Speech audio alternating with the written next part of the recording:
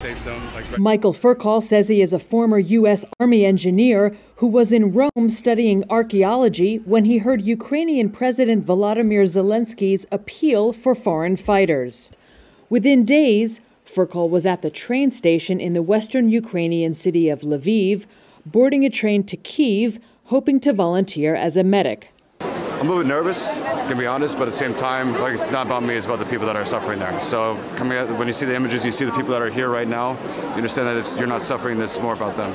Ukraine has established an international legion for volunteers from abroad, and Zelensky has publicly urged foreigners to fight side by side with Ukrainians.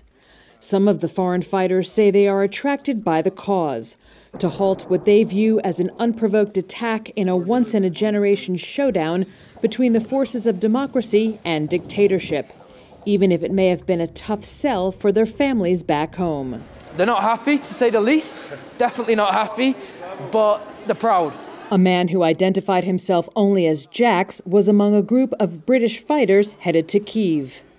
They were led by Ben Grant, who had just completed a month-long stint as a security advisor in Iraq. Grant was unclear whether his men would be deployed independently or as part of a Ukrainian unit. We're going to wait, to be honest, and see what the situation is as we get further in. Another man who said he was a former British soldier and Afghanistan veteran, who calls himself Kruger, warned that even those who have previously seen fighting might struggle in Ukraine's war zones. If you're out here as a war tourist, it's not the place for you. I think the realities of war, if you head out to the front, is going to be pretty overwhelming.